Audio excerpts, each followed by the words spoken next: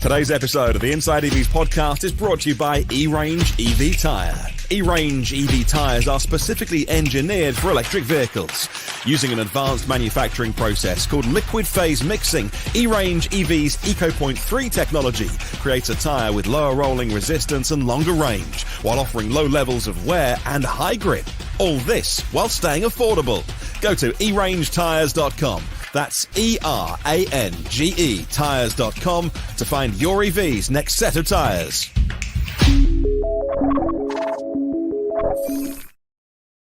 Hello, and welcome to the Inside EVs podcast for June the 30th, 2023. This is episode number 169. Ooh. Thanks for joining us. On today's show, we'll be talking about driving and towing with the Chevrolet Silverado EV work truck. Electrify America is adding Tesla NACS to its fast chargers, and Volvo and Polestar are also adopting Tesla NACS as well. So, and of course, we'll have much, much more. I'm Dominic Ioni, Inside EV's editor and forum moderator. Joining us today is the affable Mr. Tom Moloughney, senior editor at Inside EVs and host of the YouTube channel State of Charge.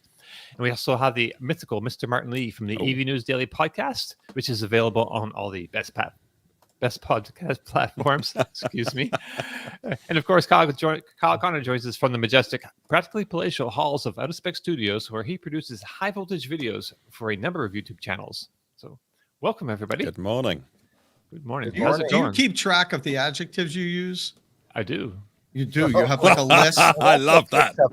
You have a list, so you don't repeat them. No, not really. In my head, I do actually. Oh, that's not keeping track. Have I called you affable before?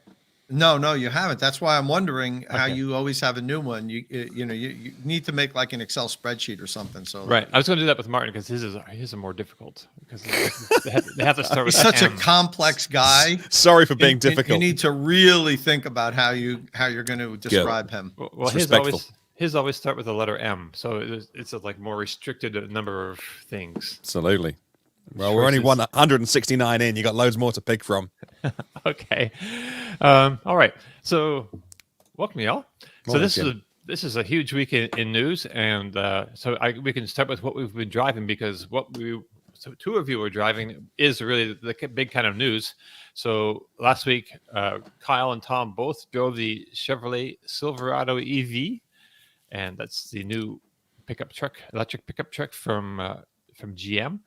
And so, so there's a whole bunch of range of aspects to talk about with this truck. So maybe we'll start with price.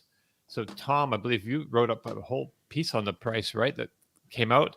And originally we were under the impression it was going to be like $40,000 for the base truck. And it looks like that's not going to be happening.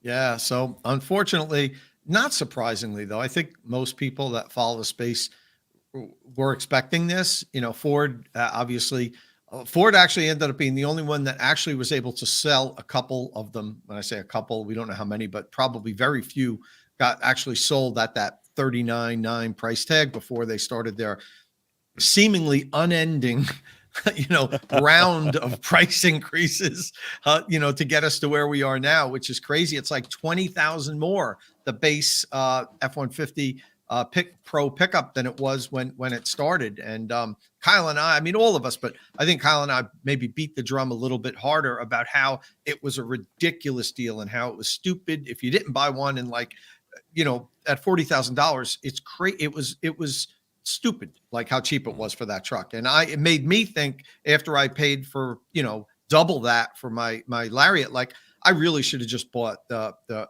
base Pro and kept $40,000 in my bank account.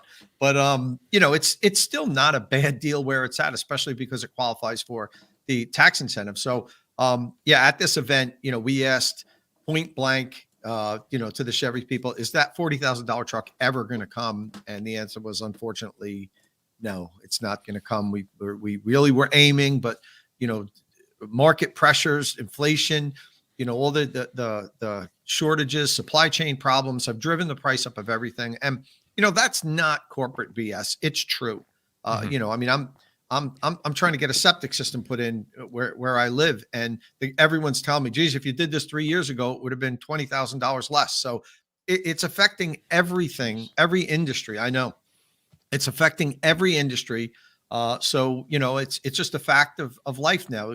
They can't sell it at that price. I know Tesla hasn't officially announced that the $40,000 Cybertruck isn't going to come, but I think Musk said it at one of his meetings, investor meetings or something, right? That they can't do that, and then that got leaked. So they haven't officially announced it, but they removed it from their website, and that's not going to happen either. So it's just a fact of life.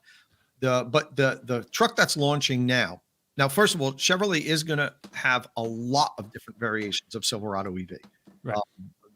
Many different variations. So what they're launching first is they call it the Ford WT, and WT stands for work truck. That's going to cost the base price of $79,800. That's with destination and delivery. It's $1,895 D&D charge. So you got to factor. I hate that they break that out. Why isn't that just in the price? It's not optional. It's just a game that the OEMs play, and they all have to do it because everybody else does it. So you have to do it, or your prices are going to look artificially high. So the Ford WT that has the biggest battery and is going to be EPA range rated at 450 miles, which is nuts, is $79,800. You notice it's right under that the tax credit threshold of $80,000. And then they're going to have a 3WT is going to come out in a couple of months. That's going to have less range. They're estimating about 400 miles, and that's $74,800. So it's $5,000 less. And I think pretty much everything else is the same. Kyle's shaking his head. Maybe it's not. Maybe it's not. You're correct. I'm just saying, for $5,000, give me an extra 100 miles of range. Yeah. So if it's 100 miles, I agree. Let's say that comes EPA range rated at 405. I'm keeping the $5,000 in my. I've heard you say that 400 number a few times. When I was, we did not go on the same wave. When I was talking to GM, they said it was 350 mile EPA estimated for the 3WT. So what I got was the company line right now is 350, but do you remember what the company line was initially for the Silverado, Kyle? Right, it was 400. Right. Yeah. So from what I got was wink, wink. We're estimating 350, but we have a good feeling that once we get final EPA certification, it's going to have a range bump like the other models have. Can I also complain for a second? Way to start off the show.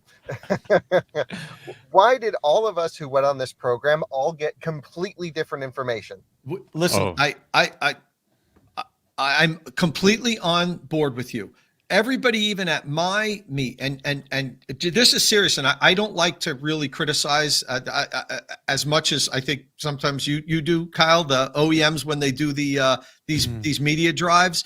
But there were a number of things that I got a different opinion on, and you can ask Seth from Electric, because the two of us were going back and forth. We partnered up on the drive, and we're on the drive. So I'm like, oh, so this weighs 9,900 pounds. I can't believe this thing weighs almost 10,000 pounds. He's like, no, they told me it was 8,500 pounds.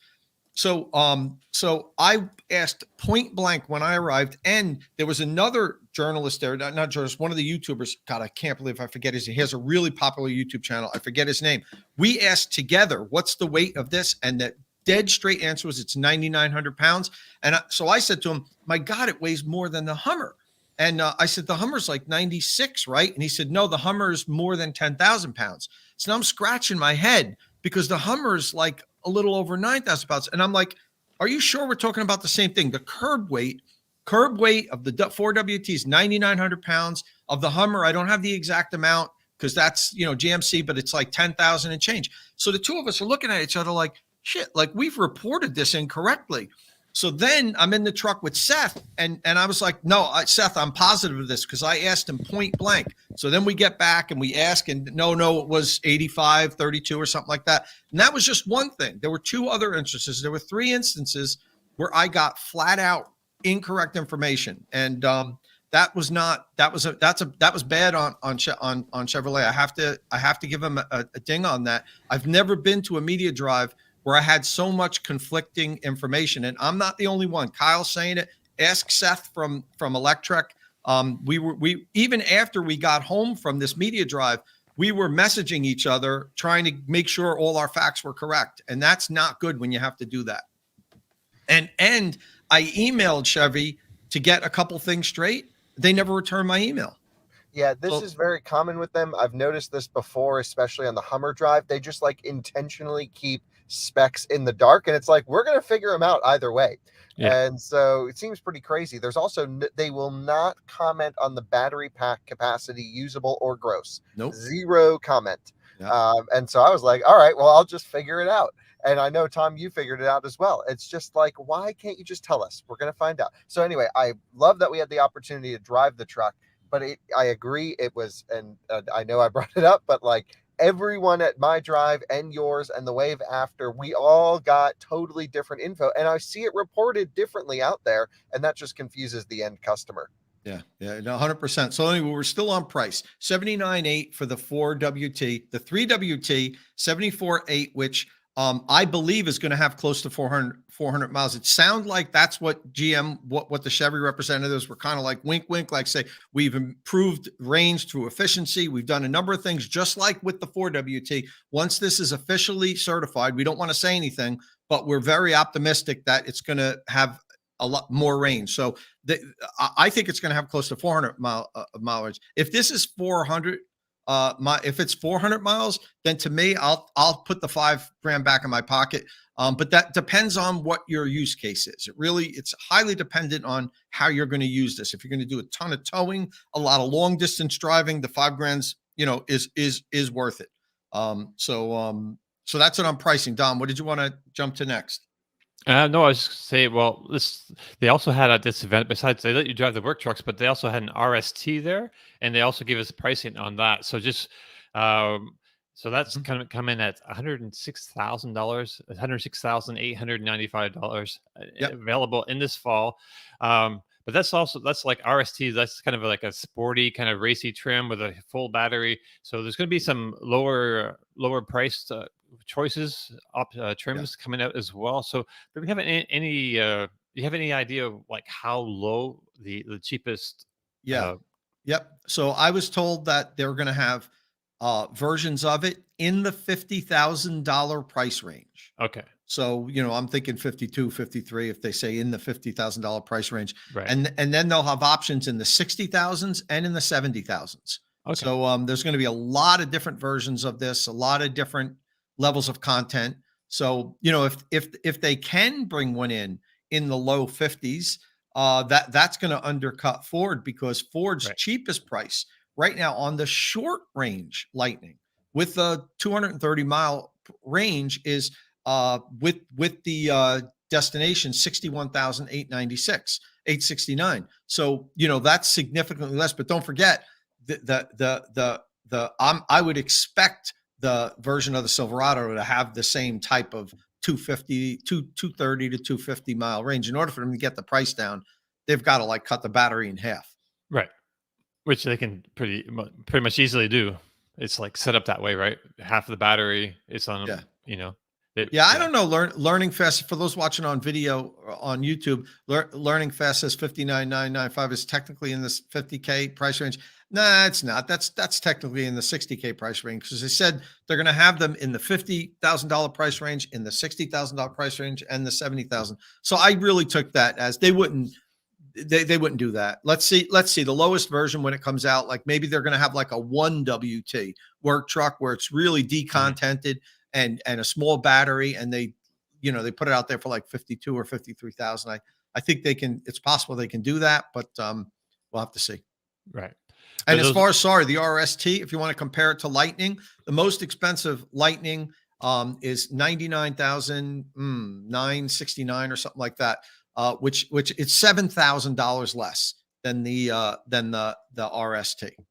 Okay, so I guess that kind of does it for the pricing. Anyone have any more questions or have anything else they want to say about that? No. Okay, so so how's it drive? Tom, I don't know, or Kyle, both of you drove it, so I want to hear both of your impressions. So who wants to go first? Kyle. You want to go first, don't you? No, Tom, I want to hear what Tom thinks.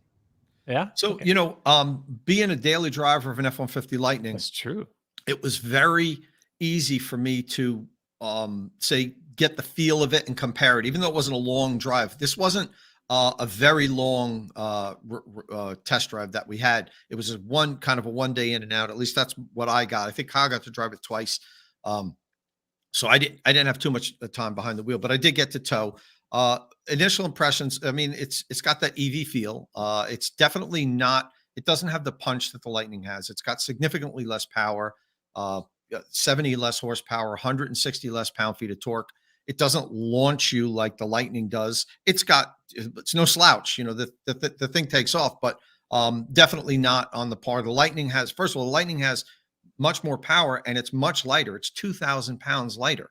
So, you're gonna feel that. But this is a work truck. It doesn't need to be a drag strip car. The Lightning's power is almost too much. But as far as driving and handling, great, much stiffer suspension. The tires also are the recommended PSI is 61 or 62 PSI, super, super high pressure. So that resonates through the tire, through the suspension, up into the steering wheel, in my opinion. As far as, comparing it to the Lightning it is much smoother of a drive. Now, with that tighter suspension, you're probably going to get better handling, because the Lightning does kind of loft around turns and leans a little bit. And, you could definitely feel that the suspension isn't really as taut as the Silverado's was. But my biggest difference was that I felt like I felt everything, all the bumps, all the little road irregularities. I mean, more than my Lightning, but still maybe better than a combustion Silverado feels. So I think they did a good job with the regular steel suspension. They don't have the air suspension is not available in the work trucks like you're going to get in the RST and the consumer facing vehicles. So it's made for work. And I think in that, if you look at it through that prism, I think it might be a better setup than what the Lightning has, if you're looking at it as a work truck. Yeah. Nathan's asking, Tom, what did you think of that interior? Was it as bad as it looked on camera? So these things have like a just all gray sort of interior is not really great for like consumer, Right. level, Yeah. It's a work truck. It's made to be able to hose out and everything. Really didn't bother me that much. Cheap plastic, but you expect that for a work truck. The seats were pretty comfortable. The center display screen, in my opinion, is probably a bit of a weak point. It looked really cheap. It even felt cheap comparing it to the base center screen that's in the Lightning. Because everything I look at this car, I look at it through the prism of a Lightning, because this is it's head on compete with the Lightning. So I think the base center console that Ford has in the Lightning is better than what GM has in this, as far as the feel of it, the look of it. But this is, again, it's a work truck. It should look like this. It should be vinyl. It should be durable. You should be able to take a hose and hose everything out. So that really didn't bother me. I know people might be looking at it consumer facing a little bit more, right. But it felt a little. It could have been a little bit more premium. The center display, in my opinion. Did they let you sit in the RST that was there? Yeah, you could sit. Okay. How was the interior with that? Oh, it's beautiful. I really, to be honest with you, I didn't spend much time in the RST. I will when I can drive it and really do. My time was super limited there. I was in and out really quickly, and I just took some pictures of it. And I checked it out more at the auto show, honestly, than at this event. I think Kyle actually spent more time playing around with it than I did. But it's the RST is beautiful on the inside. It really is. Right. So if a person finds this like Nathan's find this looks a little bit cheap, if he's getting a regular consumer version, he shouldn't have to worry about that then, right? Right. And I think most businesses and fleets don't really care if it looks cheap. Oh, most don't. You just want it durable because you put in a lot. Right. You want it to be durable. But that said, we are here to compare things and do things. And to me, I prefer the dash layout and the interior a little bit more of the Lightning Pro. I think it's think it's just a little bit nicer than this. But that said, this is fine for work. Right. But even though screens are different in the RST than on the WT, and there's like an inch smaller. Like the driver's display in the WT is like 7 inches, and the RST is 8 inches, and the center display is like 11 inches in the work truck. And like you said, the one of the Lightning is really nice. Yeah. Oh yeah. Yeah. The Lightning. I've spent a lot of time driving Lightning, like the XLT. Right. Version, not and that has the same screen as the Pro, and it's really nice. I could totally live with that. I don't need the big touchscreen that the Lightning has. I would be totally fine with that. They actually they did a nice job on it. And one thing I want to mention about the Silverado too is the rear seating area is enormous. The Lightning's is big, but the Silverados, you could see if you look at the side profile of a picture how big that rear door is. It just keeps going forever. The area, the volume in that back area is enormous, and that's important for business. Some businesses just take that back seat out, or fold it up. You can fit a ton of cargo in there, and it opens up wide. It's to me, that struck me. That is, as I've always commented, how roomy the rear seating area is in my Lightning. When I got in this thing, I felt like it was even bigger. Now Kyle's tall. And you could see he's got a lot of room between his legs, and I don't know where that seat was set. I know when I sat there, my legs ended like 6 inches further back than what Kyle's did. I almost couldn't reach the front seat when I was sitting down. So there's a ton of area back there. Right on. I just wanted to mention too, there's a few things that the work truck doesn't have that the consumer vehicles will have too, right? Or at least optionable, like the mid gate in the back. So the work truck doesn't have the mid gate, right? I'm surprised that that's not even an option. Right. I'm sure some business use cases, some work cases would really be a big benefit of, maybe not a lot, but there's definitely some that, that are hauling long pipe or long, just objects that are big that you can fit them in and even close the tailgate without having to strap things down. So I was surprised that's not even available as an option. Right, because the bed's like what, 5'11", 5'11", okay. 5'11". It's 6 inches longer than the bed on the Lightning, which is significant. Right. That's a big difference. You can lay it's 8 feet from the end of the bed all the way to the front without any overhang. With the tailgate down. Yeah, with the tailgate down, it's 8 feet. There'll be no overhang. And for instance, with my Lightning, I think it's like 8 inches of overhang, something like that. Which is not the end of the world either. You can deal with that. I think most plywood. You can if it's 8 feet, but if it's 12 feet planks, you want every inch you can. Sure. And if you had the mid gate, I think it's more than 11 feet before you even begin to overhang. Oh, that's sweet. That would be sweet. Yeah, that should be in the work. I mean, I think that should be in the work truck. Yeah. I think it's like 11 feet 6 inches or something with the mid gate. I mean, you could lay down 12-foot planks of wood and only have them sticking over 6 inches. That's great. The other weird thing that it doesn't have is the rear wheel steering. Like, I think that would really come in handy. I didn't think that was going to have that. Okay. Yeah, but that's a really expensive thing. I don't know how many businesses would pay for that. Would see the value in that. But it absolutely, I would, if I were getting a Silverado here, I would have to have it, because after driving the Hummer with it, I'd so miss it. When I do the turnarounds up my driveway, I've mentioned before, it was so easy in the Hummer. And my Lightning, I'm like doing like 8-point K turns just to get out of the driveway. And the Hummer was like a 3-point K turn, and I was out. So I would love that. But I'm trying to think in the mind frame of what most fleets, I would think most fleet operators would say, that's not worth a $1,700 option or whatever it would be, because they buy 10 trucks, and they're like, yeah, I'm not paying an extra 20 grand just to have the driver, little inconvenience where he's got to, it's a little harder for him to make a turn. Right on. So let's see, what else is there? I think Kyle, maybe tell us what you thought about driving this. Yeah, truly loved it. Thought it was the next level truck, to be honest. It's such a significant upgrade over any electric pickup truck that's on the market right now, from a certain use case, which comes to real work. Its towing and hauling and charging capabilities are pretty incredible. So being able to juice up at 365 kilowatts peak sounds pretty great. They still have a lot of curve stuff to figure out, and we're going to talk about that when Tom talks about Lyriq coming up. because the GM really has a big peak, but a terrible charging performance. And a lot of it's not even thermal related, best we can tell. And then what else did I think? I thought the driving was perfectly balanced. Again, you have to have, a significantly heavier vehicle than Lightning supported. And then you have to, your GVWR is 9,990 pounds. So you're only allowed up to that legally to be considered a light duty truck. So your suspension, your handling, everything on a passive suspension has to handle all of that weight, which Lightning's rated for as well. But this just did it so much more competently. Like Tom had mentioned, Lightning floats around, especially when you have to do a quick maneuver or something. The whole thing's moving and leaning, and the whole front architecture is way too soft.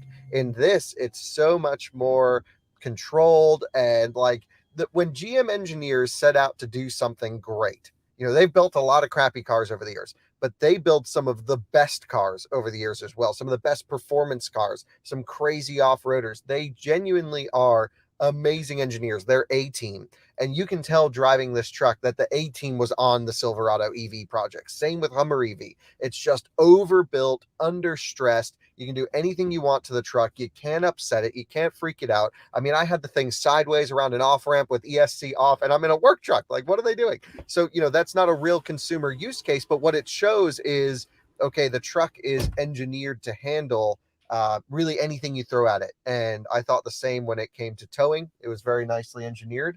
And very, very impressed with the chassis performance, the drivetrain performance. The size of the truck was amazing.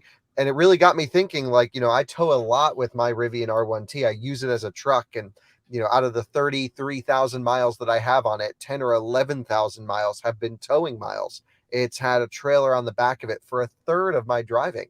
And having this big battery in this thing, well over 200 kilowatt hours usable, somewhere in that 210-ish is where I'm thinking you can pull out of it, just like Hummer. Next level, totally next level when it comes to towing. There are some problems, but for a truck, I thought the interior was fine. It's the work truck version. Yeah, I agree with Tom. The screen in the F-150 is way nicer.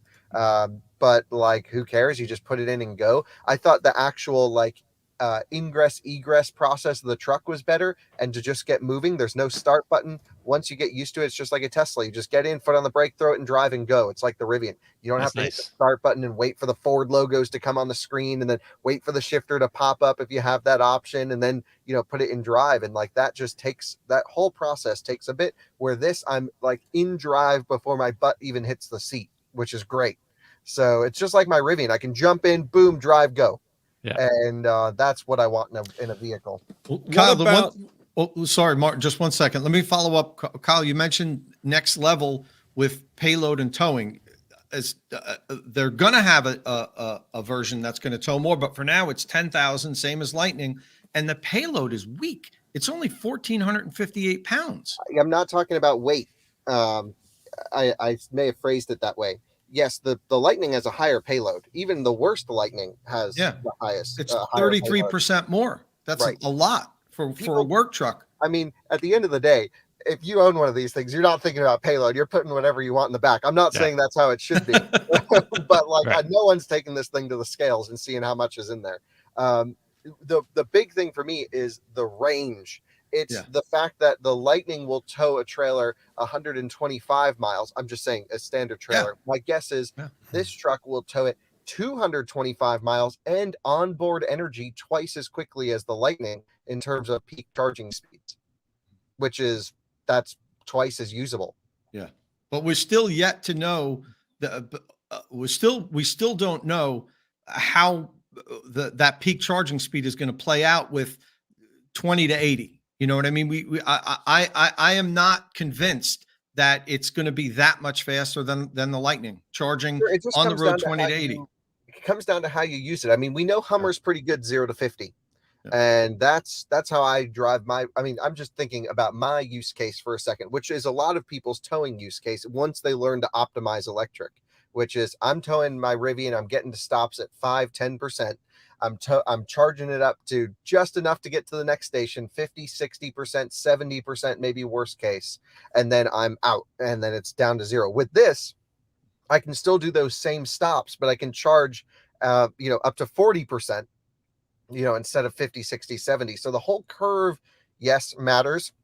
And I think we need to talk about that because GM really sucks with their charging curves in the cars that we've tested so far. But I've had nothing but problems with all of them. Yeah, all the OTM charging experience, nothing but problems. I totally agree. But if they can get it figured out, and we haven't charged the truck down low, they claim they've had some new software and changes since Hummer. My hope is that this thing will just absolutely rip. Yeah. No, me too. I hope that they get the charging curve straightened out so it's repeatable.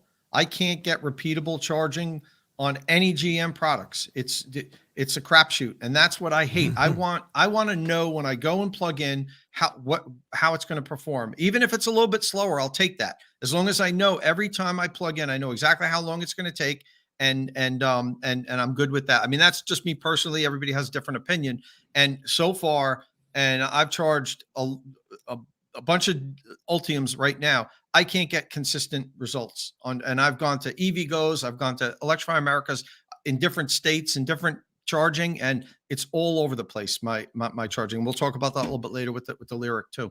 Right.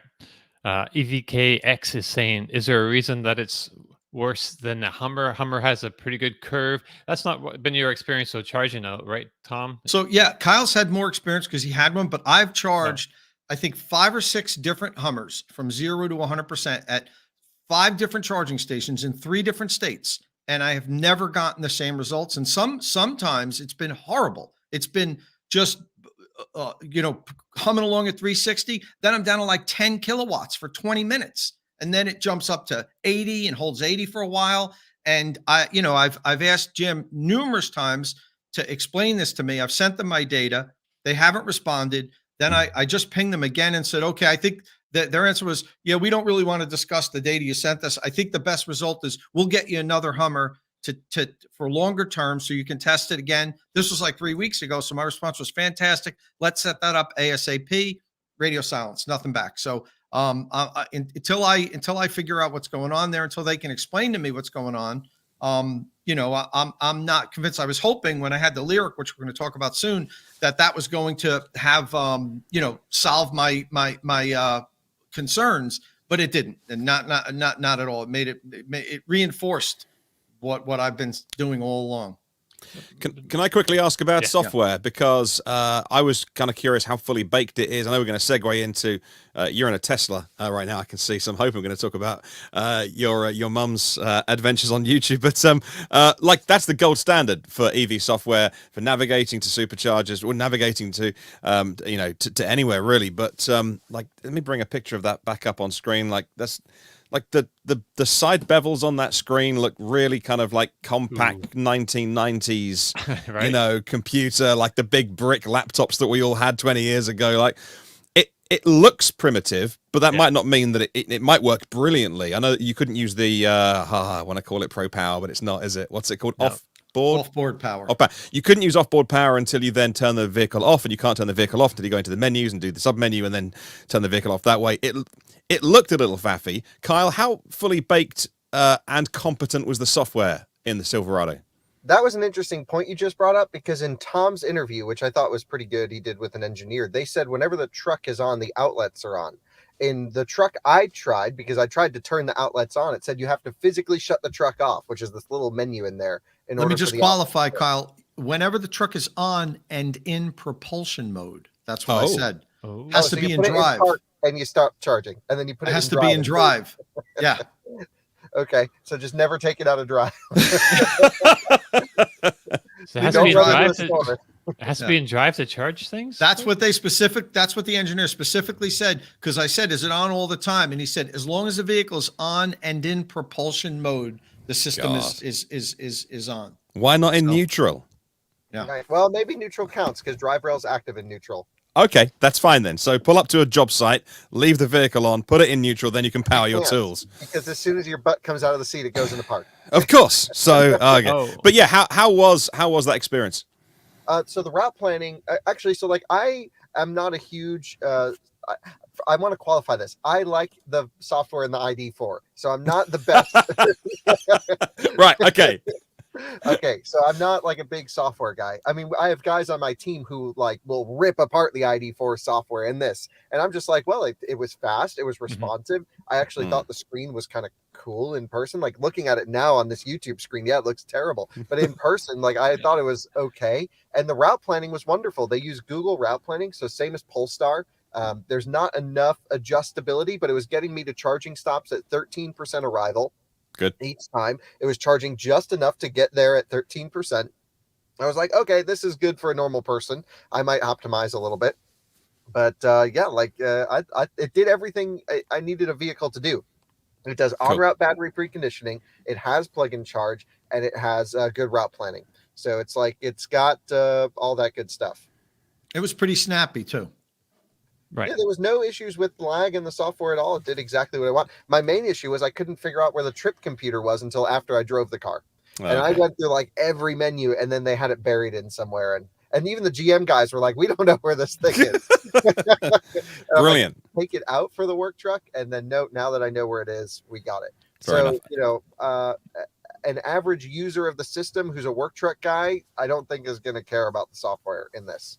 Cool. As long as it works, as long as you can get to, as long as they haven't taken stuff off of what would be a natural hardware thing to do in a work truck, and they've moved some stuff to software only. But as long as they don't go down that road too much, you know, work truck needs to be.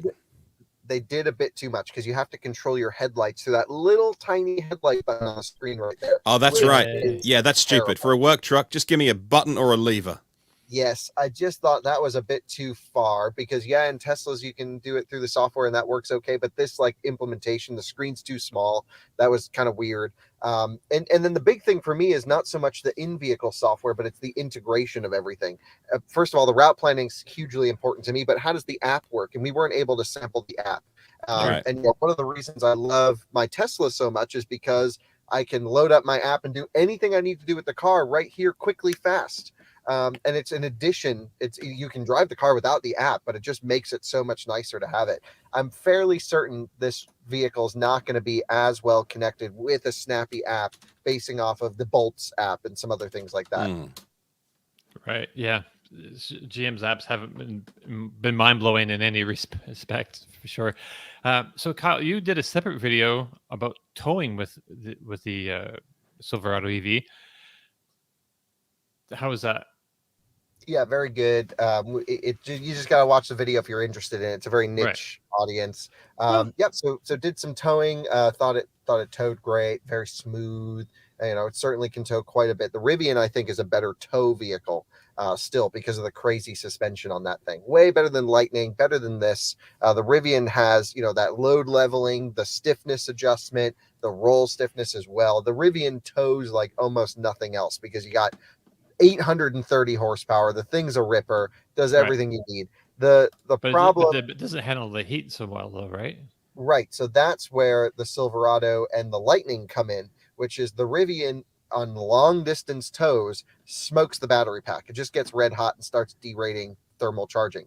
It does have the best charge port location, the Rivian, because I can pull right in. This has the worst charge port location for towing, all the way in the back. And they're like, well, we're going to put in more pull-through stations. And like they had a video of the Silverado EV pulling up to an EA pull-through in Michigan. I'm like, you went and found the one station in all of Michigan that's a pull-through. They're like, yes. we went out and found that particular station. Right. So yeah, the charge port location's terrible. I suggested if you have a tow pack, put a second charge port up front. You know, back driver, front passenger. And that, you know, just that's the answer. Because then you can back into a supercharger or pull into a supercharger. Doesn't matter which way, then you'll be good. So, yep, I thought that was towing was good. The recharging time, you know, the curve is really important, but the energy peak is good. And yeah, overall, it was all good. Kyle, do you have any concerns about the? I know you talked about the Rivian smokes the battery during towing, but are there any concerns about how well GM's thermal are going to be on this? That's still unknown. Yeah, I mean, I pushed the Hummer really hard, like way harder than you would expect, and I wasn't really able to. I wasn't really able to overheat the Hummer in really any measurable way. The charging curve is very odd, but I don't think it's thermal dependent. I think it's cell balancing dependent. Right. It sounds like they could improve that.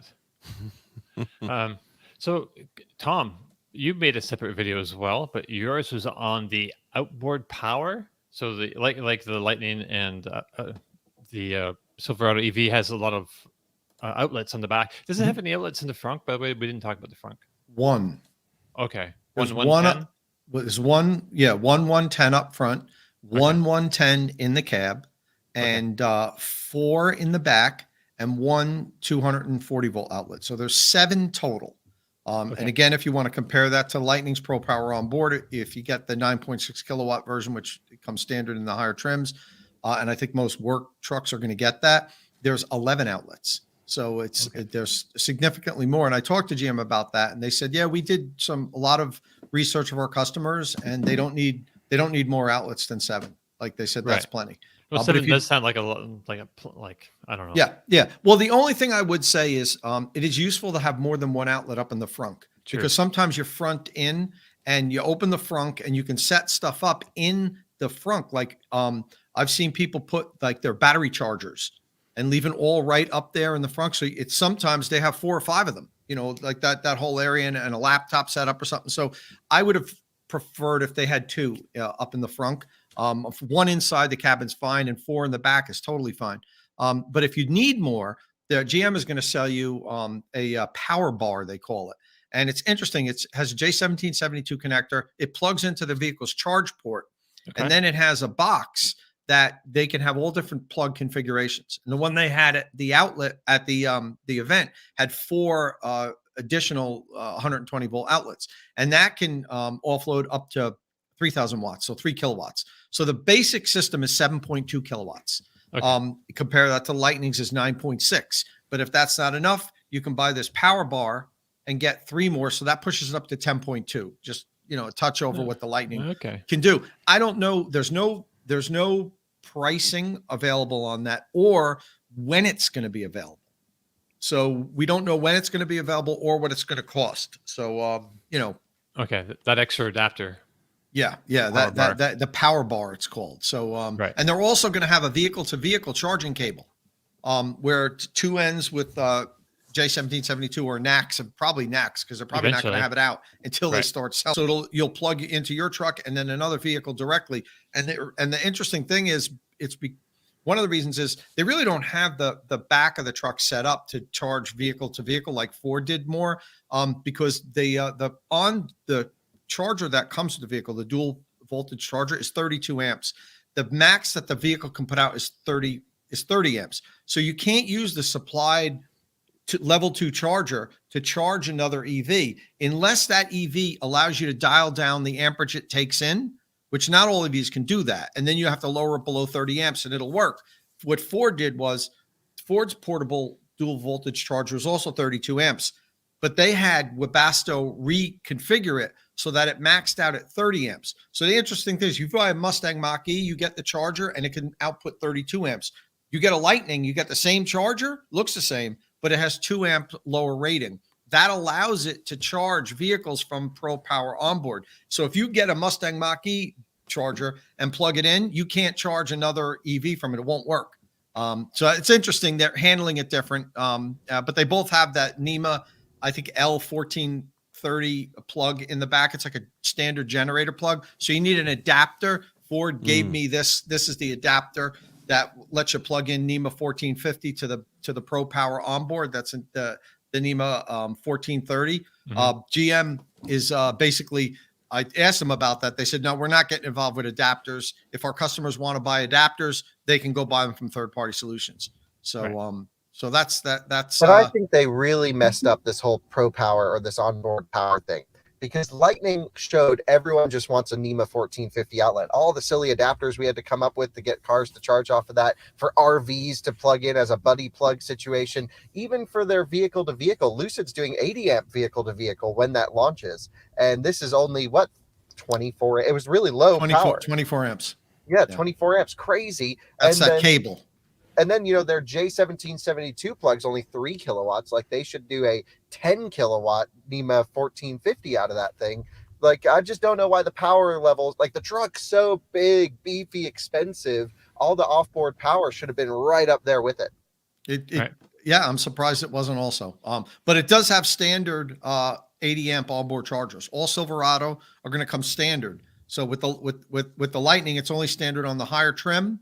The lower trim, you have to pay extra. They come standard with a 48 amp onboard charger. All Silverado EVs are going to come standard with the 80 amp onboard charger. And there's another difference with the pricing with Ford. If you get the extended range battery pack with the 80 amp onboard charger, you get an 80 amp onboard charger for free. This guy right here, it comes with the vehicle. It's $1,300 savings.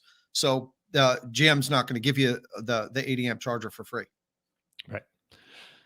Hey, all right. So I think that's pretty much everything with the Silverado EV. Anything else we want to add before we move on? It's just way more expensive than we thought, but we should really talk to some fleet operators to see what they think.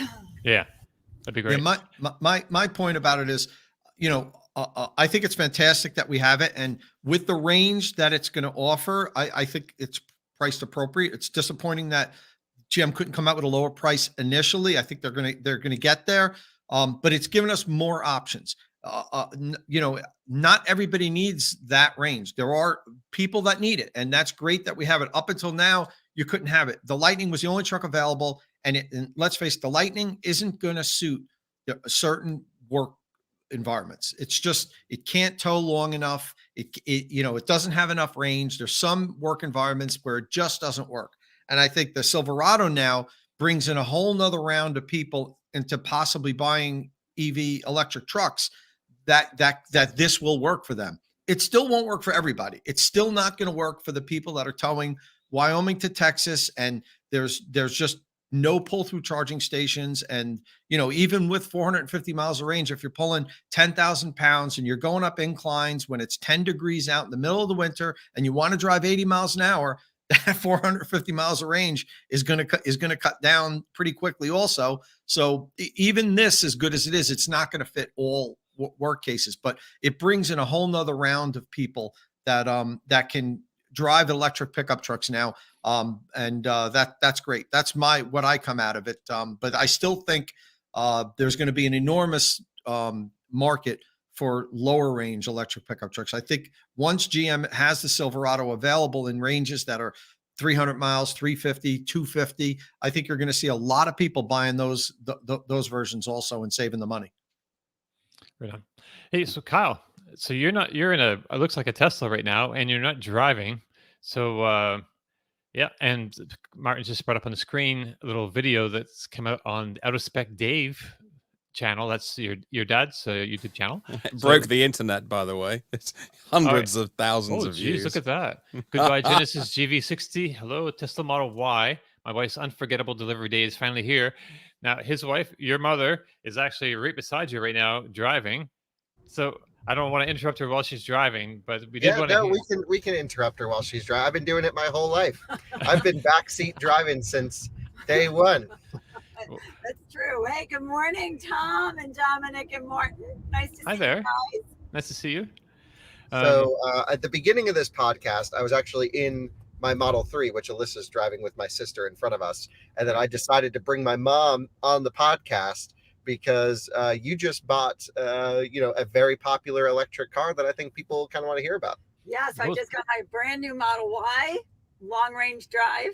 Okay. White on white, which you all know is the only thing that really matters to me.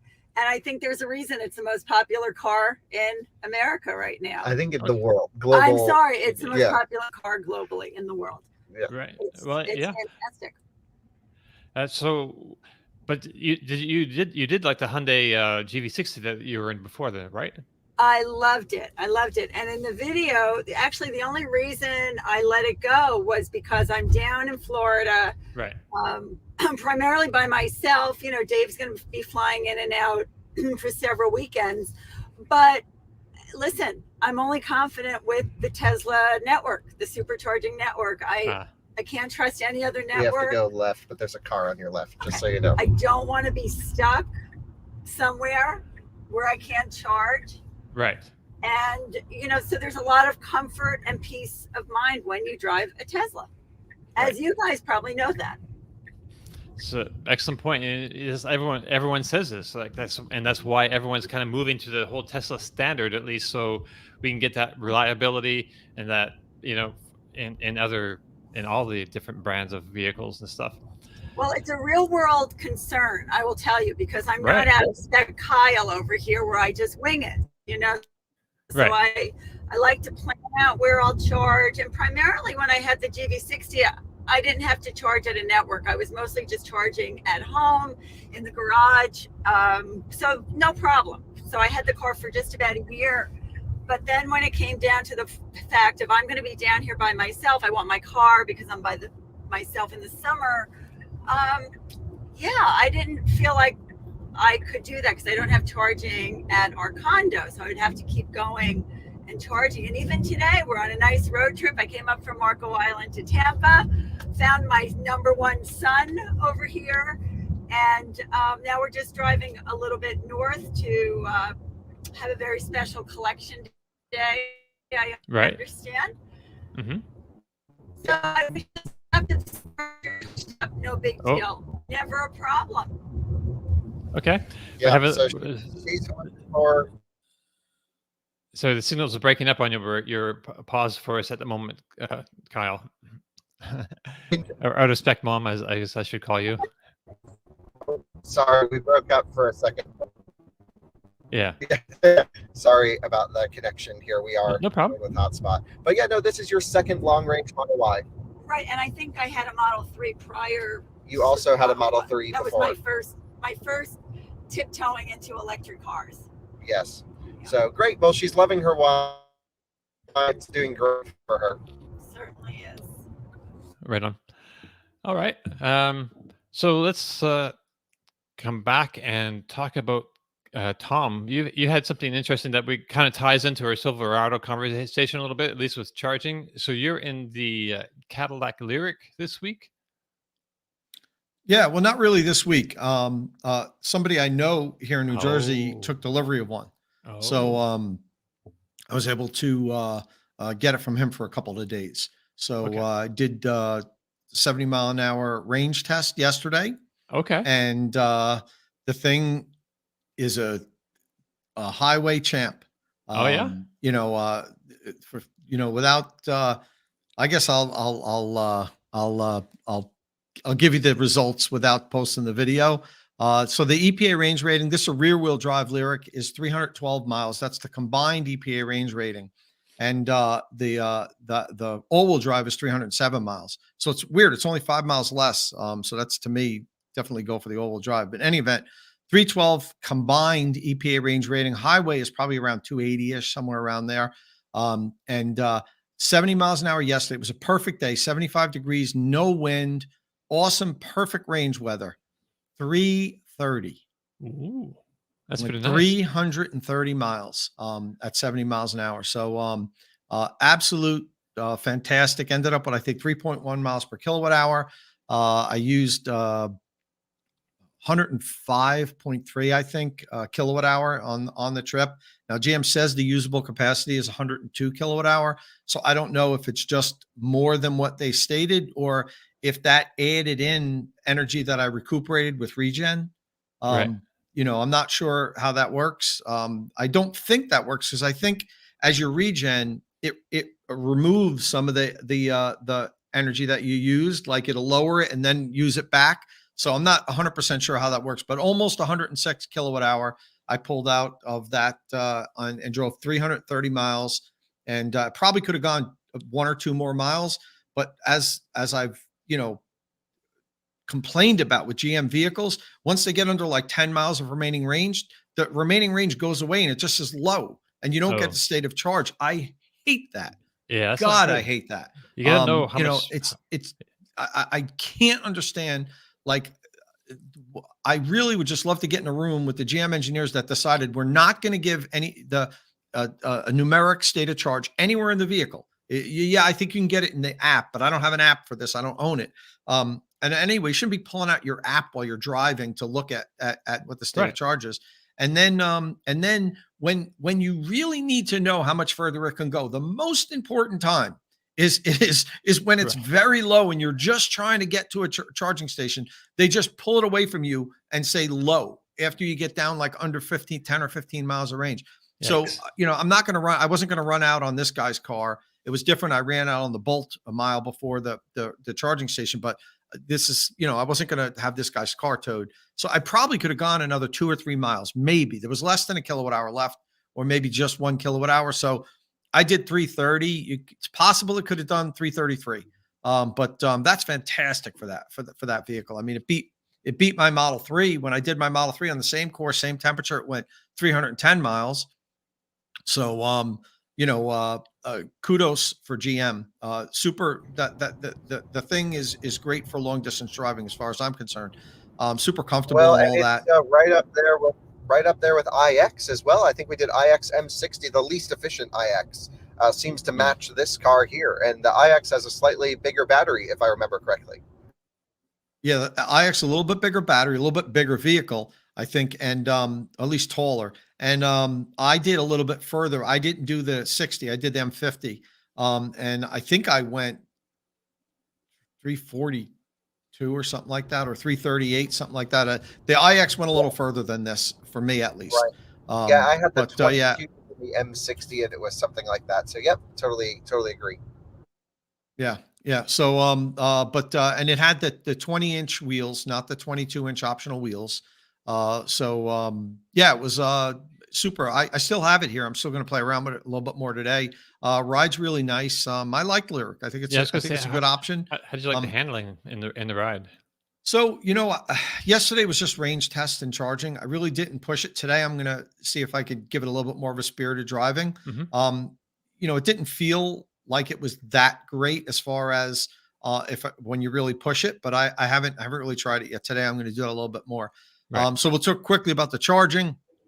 I did a 20 to 80% charging session and a 0 to 100%. 20 to 80 took 39 minutes. Great. 40 minutes from 20 to 80. That's only 60% of the battery. And in both times when I plugged in, it immediately pulled. It's supposed to peak at 190 kilowatts. It got up to like 184, 185, something like that, close enough. And then it charged for about 6 or 7 minutes in both times. And then boom, down to like 30 kilowatts. Right. And then recovers on the 0 to 100%. Here, I think if we go quickly, right at 7-minute mark, Martin, if you run, soon it's going to drop down now. So there we go. There we go. Look at that. So, and now it's 13 minutes in. So it's doing this for like 5 or 6 minutes now. Right. It does recover and starts going back up. But then it does it again. And then I hold it around 85 kilowatt for most of the charging session. I'm under 100 kilowatts. Took 2 hours to go 0 to 100. Wow. And 2 hours. Yeah, 2 hours to go 0 to 100. Now I know people aren't going to charge 0 to 100, so I try to. I have to always qualify that because I know people like 2 hours to charge this vehicle. It took 40 minutes from 20 to 80. So, let's say 50 minutes if I was going to go 10 to 80 or something like that. That's still too long. Now it's only 2 charging sessions. You got to do this for multiple times on different charging stations, but it's kind of like the same thing that I keep saying when I charge GM vehicles.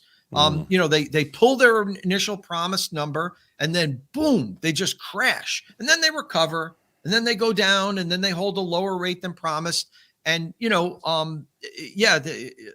should be able to be fixed. This should be able to be massaged. But it's not a good look. And, it's disheartening to see that. And it's interesting. If you notice, almost every manufacturer gives you 10 to 80% or 15 to 80% or 20 to 80% charging times, right? Mm-hmm. They all tell you 30 minutes, 35 minutes. GM doesn't do that. Because it's 40 minutes. And with Hummer number. EV, with Lyriq, or with Silverado EV. Do you notice what they do every time?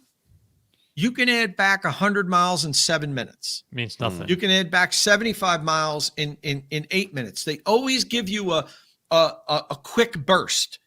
And so now I'm thinking, I'm not just having it's not just odd that I keep experiencing this. That's like their why wouldn't they give us 40 minutes 10 to 80% or something like that. They don't offer that. They always give you a quick burst, and that's all I ever seem to get is a quick burst before all hell breaks loose. So we'll see. I'll have the charging video up kind of soon. I'll probably have the range test video up first, but then the charging, because I want to take some time and really look at this, and I want to compare it to what I saw on Hummer to see if it's doing the same thing. Your range test is going to be on state of charge? Yeah. Okay. Right on. Well, man, I mean, that's just not, I feel like that's not acceptable. If you're a Cadillac, 40-minute 20 to 80 is just not acceptable. When Hyundai Ioniq 5 goes, the eGMP platform is half of that. It's like that, if your Cadillac, I don't know. They need to work that out anyway, but we can move on. They do. Sorry? I said they do. That has to be worked out. Because otherwise it would be a great road tripping car. It goes over 300 miles at highway speeds. And but then, what good is that if you're sitting at a charger for an hour and a half? Right. I'd rather take a car that goes 250 miles and gets me back on the road in 30 minutes. Hey, did you notice how was your car? Did it seem quiet to you? Yeah, it was super nice cabin. Right. Quiet, serene.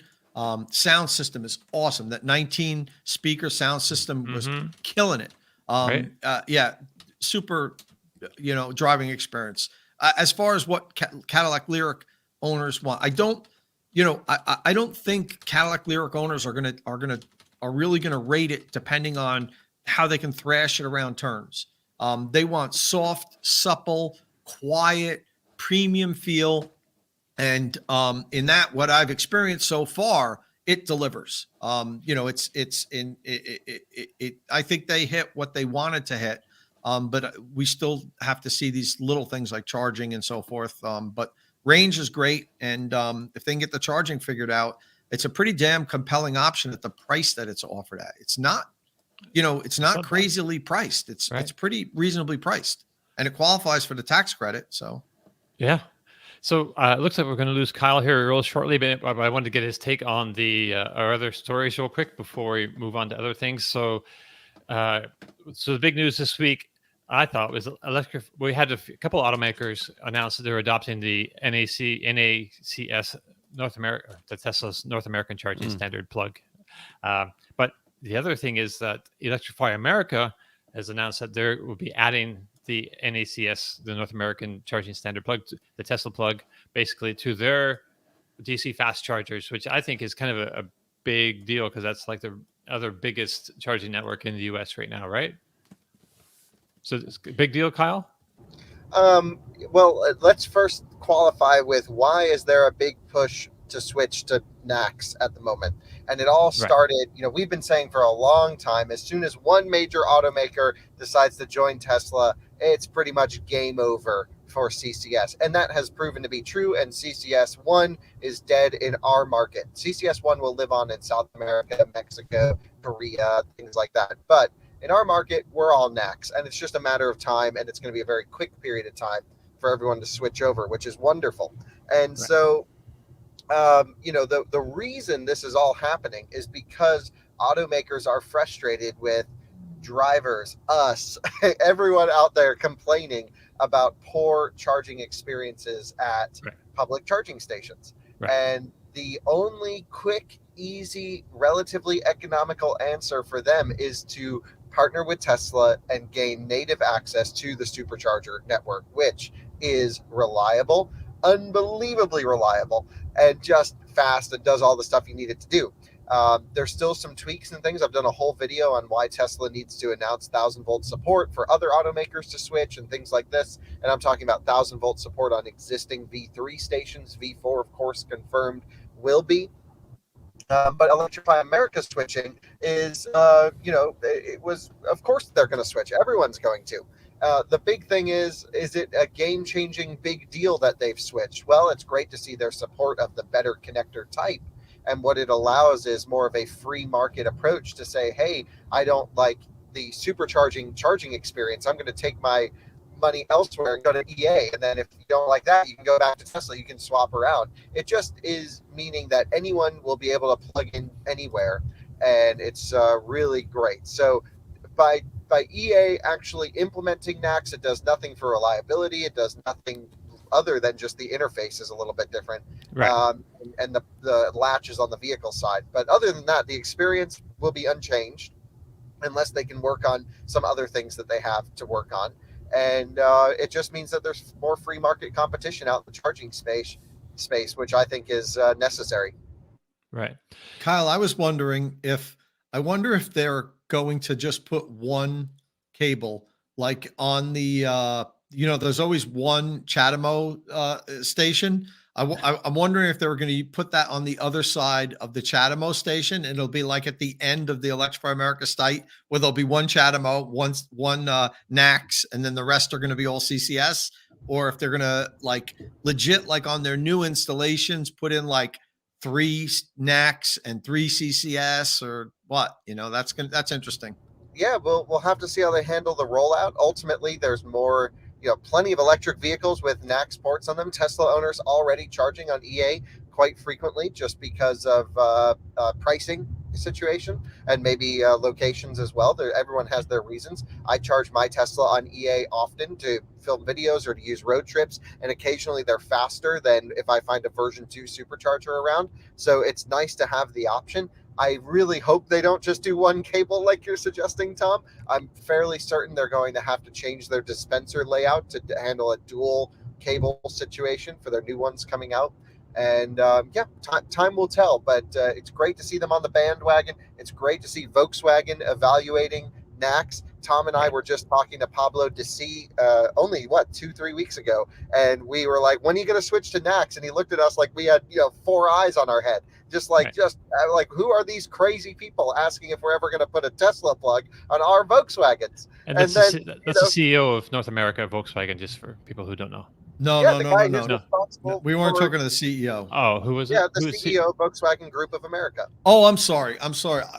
Yeah, you're right. I thought you were talking about when we talked to the EA guy. You weren't with me sure. You were with me in the parking lot. Yeah. I forgot you mentioned Pablo, wrong name. Yeah, you're right.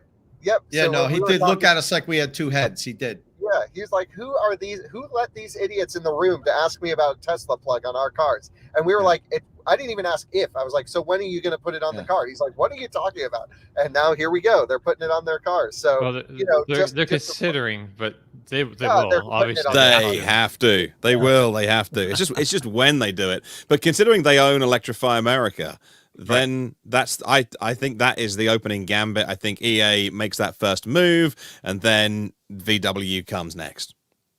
Yeah. The funny thing is we know every week there's like a new announcement. Volvo now, Polestar now, Electrify America. What Inside EV should do, I think, is write articles announcing all the companies are transitioning before they've announced it. Right. Yep. And they'll be the first one to announce it because they are going to switch. Like let's write articles and say Mercedes announces like BMW. Because here's the funny thing, like, of course they're going to contact us and say, we haven't said we're going to announce it. And then the answer is going to be, so are you telling us now you're not going to switch? Right. And you're going to put them in that they can't say they will, they can't say they won't. I swear, if I ran Inside EVs, I'd run announcements that every company is switching to NACS because they are going to. Kyle, maybe we should make videos on that. Okay, I'm with you. Let's just do it. We can turn it into the onion. Yeah. Mercedes. It's because Mercedes is kind of a big one. They're all in on this electric thing. They want to be all electric by 2030, which is one of the more aggressive targets, I think, of the automakers. So, and this will really help their adoption in the U.S. So why haven't they announced yet? So I had a quick private meeting with the real hardcore charging guys at Mercedes.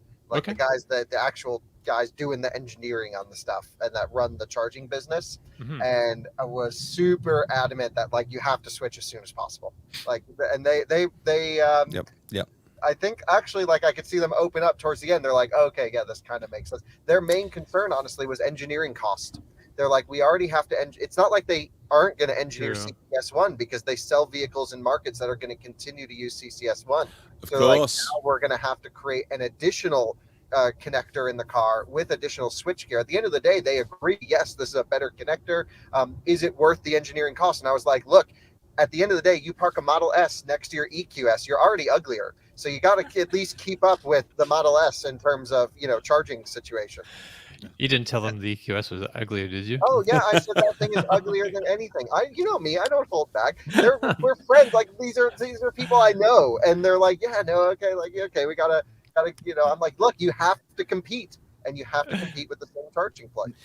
And the funny thing is, I've spoken with people from numerous OEMs since this. The same thing. They're contacting people in this space, in the charging space, and they're trying to get our opinions on this. And just like Kyle, everybody that I spoke to, I was completely blunt and said, look, you could debate this, you could do cost analysis, you could do this.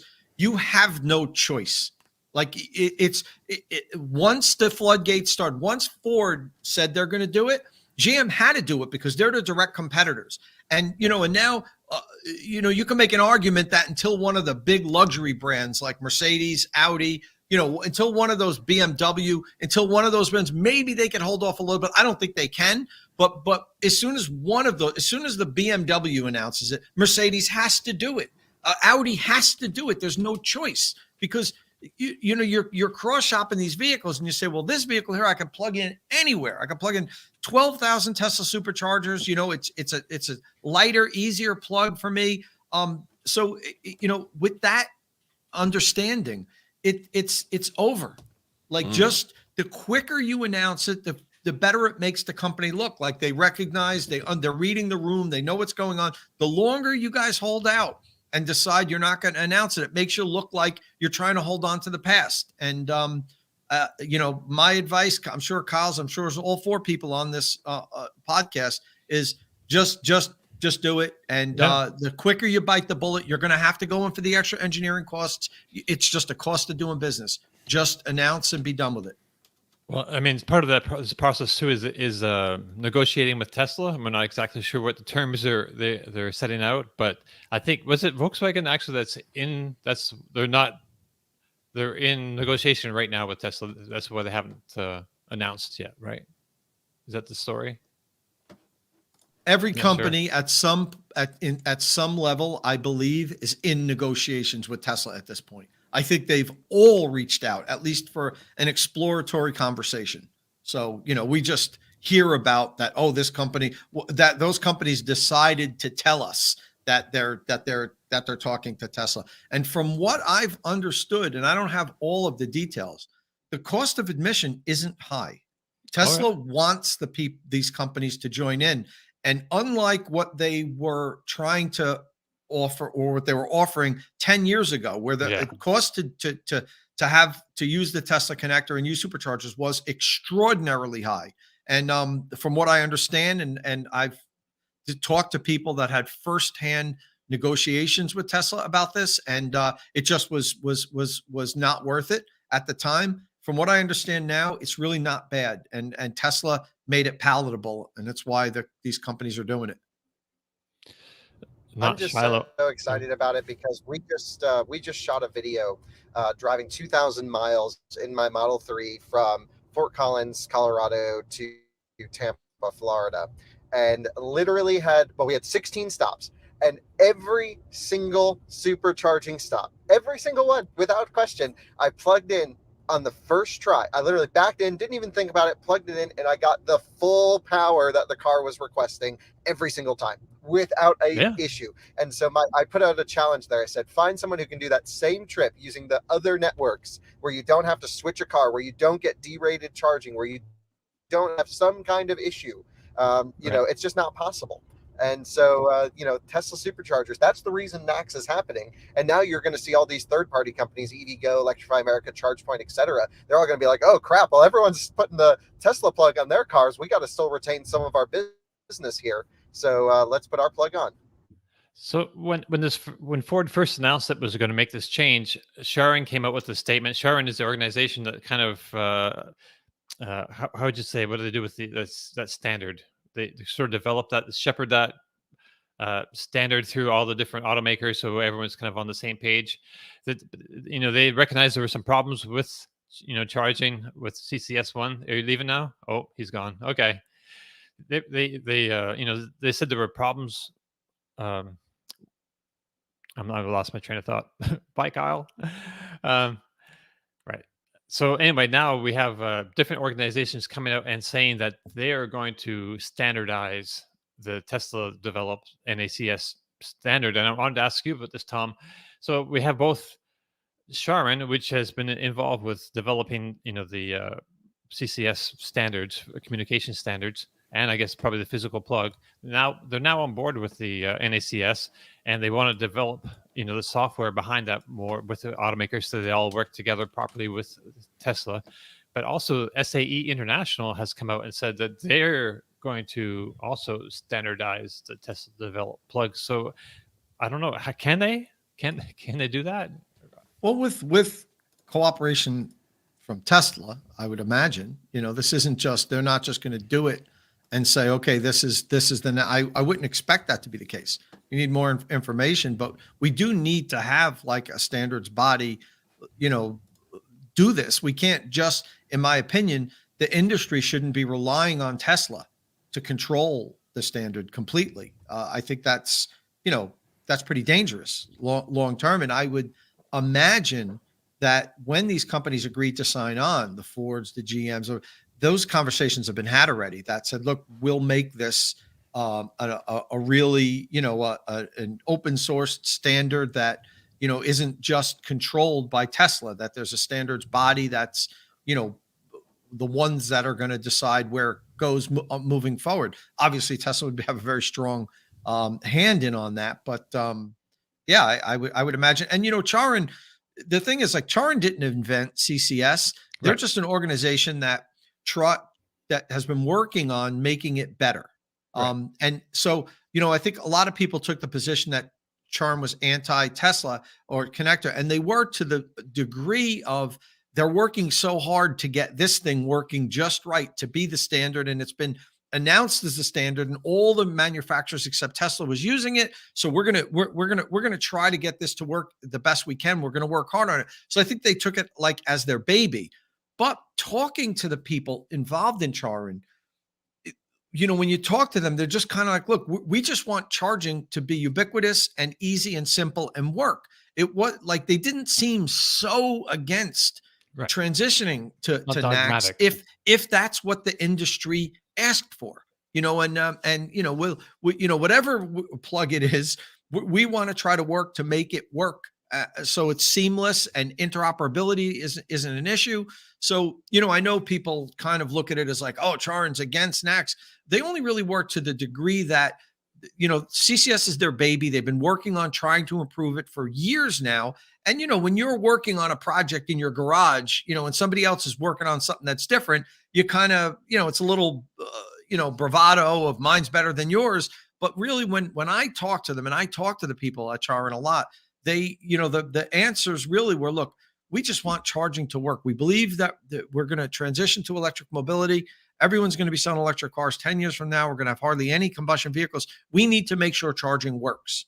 And that's why we're working on this. Right. So Martin has the thing pulled up on the screen. Update on participants. Originally, I'm not sure if this is like the latest update, but they had like over 50 companies involved with this. General Motors, Ford. You can see VinFast, all kinds of different groups. But there's no Tesla on this list. Yeah. So Charon can all they like say, hey, we're going to put a task force together. We're going to make this, a big conversation about what we need to do.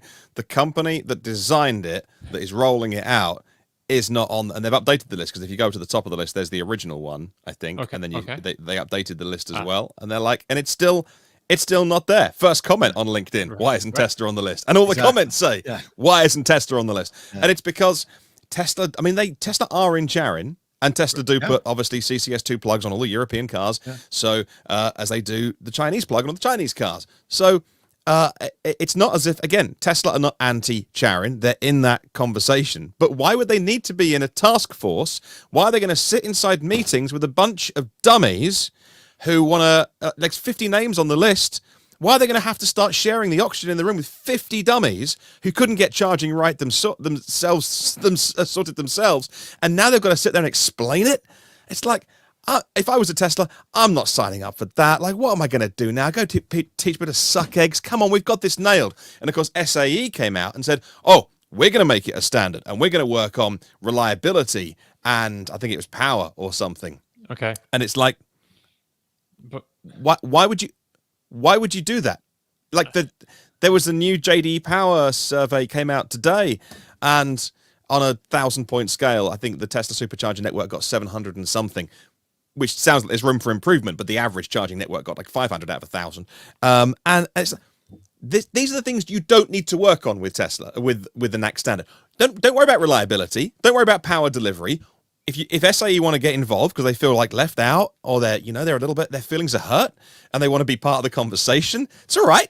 Come in the room. We'll all have a nice chat with you and talk about how you can get this working for all the other cars. Because as all the comments have been saying today, NACS is not a connector and Tesla is not NACS. So the reason why Tesla supercharging is so good on superchargers is because they do it all. And simply putting a different kind of cable and plug on Electrify America won't mean that overnight those cars work seamlessly. So they're two different things. So if Charon and SAE are feeling left out of the conversation, or they've been taken on, sort of by surprise by all this, and they realize that they're now redundant, and they're like, well, hang on a minute, there's money involved. We've got sponsors, we've got board members, like we're a whole organization. We can't just be left out of the conversation. Let's insert ourselves in the conversation and go, well, hey, we're going to standardize it, guys. We're here now. Like, you don't need to worry about Tesla's got it. What you need to worry about is how you make it work on everything that's not a Tesla. Right. Don't worry about, oh, we're going to improve reliability for it. You don't need to. So it's been an odd couple of weeks for the previous gatekeepers. This is a bit like when the internet came around, or or TikTok or Twitch or whatever. And you've got these people working at big media organizations, that TV channels and newspapers, the gatekeepers. And they're like, why are these 14-year-olds earning $1 million a year with their TikTok account? And it's like, the old guard never like it, and the old gatekeepers are probably feeling really put out at the minute because everything that they were working on, Tesla have come along. Look, we'll fix this. Step aside, sunshine. Right. I mean, but they still have a role in communication protocol, though, right, Tom? Like, they still need to speak. Yeah, and the whole V2G thing, like you personally, I don't think Tesla should be the one that completely writes how that's going to work with all the vehicles. That's why I would be surprised if the OEM signed on for this without having conversations with Tesla, saying that we're going to have a seat at the table with figuring out how we're going to have this two-way communication and everything, and not just leave it up to Tesla. Now, I'm not saying Charin or SAE is going to be the entity that does this, but I just can't believe that the OEMs would agree to do this without having some sort of a agreement, knowing that they're not just going to say, okay, just do what you want with NACS and we'll just use it, and whatever you hand us on a platter, we'll eat. Right. But let's see. Right. Who is it? Hank says that I'm on a roll. Well, okay, Hank. I mean, we'll talk about spelling. Everyone is a dummy except Tesla. Look, I'm not Tesla's biggest fan. He's like, not. Come on, if you've watched this show for more than 5 minutes, I'm not a big fan of Elon Musk. I'm not a big fan of the way they go about doing their business. But this is just mind blowing that people think they can do it better than the people who are doing it best, and everyone's trying very hard. And everyone's respectfully doing their best with one hand tied behind their back with CCS1. CCS2 is a different beast. It works okay over here. But like that's what would be that's what's frustrating if the others are saying, oh, we're going to take this on now, because Tesla have proven that they nailed it, and they don't nail a lot of stuff. Like that. Oh, let me give you an example. In 2012, they announced they're launching an app store for the Model S. It's 2023, right? There's no app store still. It's coming. Whatever. See you in 10 years' time. So Tesla's full of BS with a lot of stuff, but not this. Charging they've got. Yeah. Anyway, sorry, I've derailed it, and we've got to go. So there we go. There's a whole bunch of talk about with this. Like, we won't do that today. Al Humzid said follow ISO 15 and 118 on your car, and they'll be able to connect. It's just a lot more complicated than that. Like, yes, but also there's a whole lot that goes into that to make sure that it all kind of works, and interoperability, and everyone's got different hardware that has to work with the different software. Anyway, we have to cut it at that today. We have to let you go. So I guess that brings us to the end of our show, which is a shame because we got all these other things happening this week. It's been a crazy news week. So many things. Lordstown Motors files for bankruptcy. There's a flying car out there that I kind of want to talk to you all about because it's bizarre. It's crazy. Anyway, but that brings us to the end of our show for this week. If you have any questions or comments, you can leave them on the Inside EV's forum podcast thread or on our YouTube or Twitch comment sections. If you like the show, please give us a thumbs up if you're watching this on YouTube. Don't forget you can find and follow our panelists on Twitter. Tom Malogny is at Tomolog. That's with 2 M's. Martin Lee is at EV News Daily, which Martin, your video EV News Daily show is back on and going, and it's awesome to see you and giving us the news every day. And Thank you. This is the greatest. Go check that out, EV News Daily on YouTube. And Kyle Connor is it's Kyle Connor on Twitter. I'm at Dominic on post.news, Spotify, and Spoutable, sorry. I got my Spotify and Spotify mixed up, and Mastodon. So click subscribe, tap that bell icon for notifications, and we'll see you all again next week. Thanks for joining us. Ciao. Have a great